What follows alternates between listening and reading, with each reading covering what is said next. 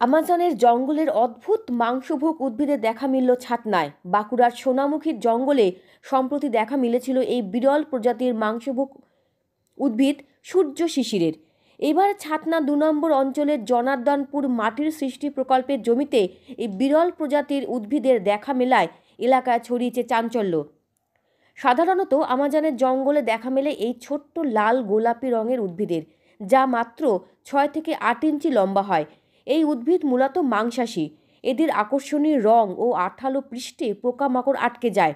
পিঁপড়ে, উইপোকা বা ছোট্ট পোকামাকড় গাছের ফাঁদে পড়ে।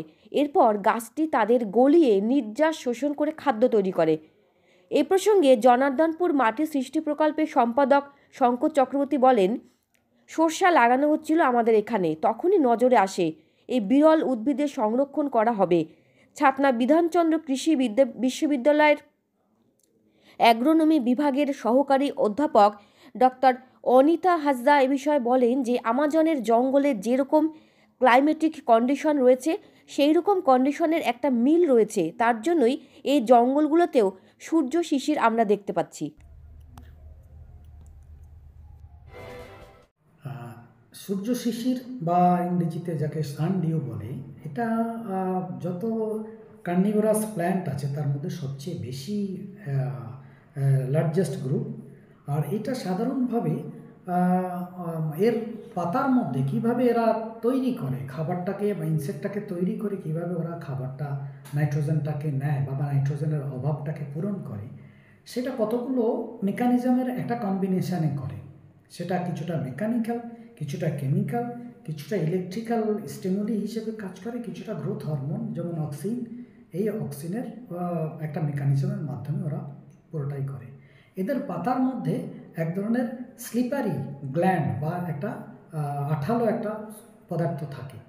তো যখনই ওই সূর্য শিশিরের আকর্ষণে যখন ওই পোকামাকড় যখন পাতার মধ্যে আসে, তখনই এদের পাতাগুলো লিফ কার্ড হয়ে যায়, পাতাগুলো নিচের দিকে বেঁকে যায়। আর যখনই কিনা ওদের ওই পোকামাকড়গুলো সেখানে এসে ওই আঠাতে আটকে যায়, তখন ওরা ওদের পাতাটাকে ঠিক ঢেকে দেয়। মানে লিফটা তখন উপরের দিকে এসে ওইটাকে ট্র্যাপ করে নেয়। তো এই ট্র্যাপের করে ওই পাতার মধ্যে যেই আঠালোর মধ্যে তার মধ্যে মিউসিলেজ বলে একটা কেমিক্যাল সাবস্টেন্সেস আছে, যেটা ডাইজেস্টিভ এনজাইম মাধ্যমে ওই নাইট্রোজেনটাকে নিয়ে ওরা ওদের নাইট্রোজেনের ঘাটতি পূরণ করে। অ্যাকচুয়ালি এই ধরনের উদ্ভিদ সাধারণত পুয়ার সয়েল বা যেখানে নিউট্রিয়েন্ট লেস সয়েলে হয়। আর গাছের প্রধান খাবার হচ্ছে নাইট্রোজেন। এই নাইট্রোজেনের অভাবটা মেটানোর জন্য ওরা কী করে, এই ইনসেক্টের থেকে ওই ডাইজেস্টিভ এনজাইমের মাধ্যমে ওদের ওই অভাবটাকে মেটায়।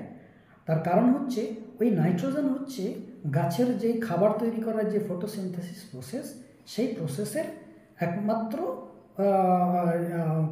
যে সোলার এনার্জিটা যেটা নেয় তার হচ্ছে মেইন যে ক্লোরোপ্লাস্ট, সেই ক্লোরোপ্লাস্টের একটা মূল উপাদান হচ্ছে নাইট্রোজেন। নাইট্রোজেন ছাড়া এই ক্লোরোপ্লাস্ট মলিকুল সেটা থেকে সোলার এনার্জিটাকে ওরা রাসায়নিক একটা উপায়ে তৈরি করে ওরা খাবার তৈরি করতে পারবে না। এটাই হলো এই গাছের প্রধান মেকানিজম।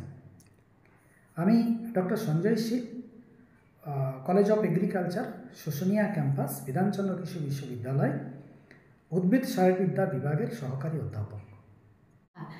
যেহেতু আপনি জিজ্ঞেস করলেন যে অ্যামাজনের জঙ্গলে দেখতে পাওয়া যায়, তো অ্যামাজনের জঙ্গলে যেরকম ক্লাইমেটিক কন্ডিশন রয়েছে, সেই রকম ক্লাইমেটিক কন্ডিশনের একটা মিল রয়েছে।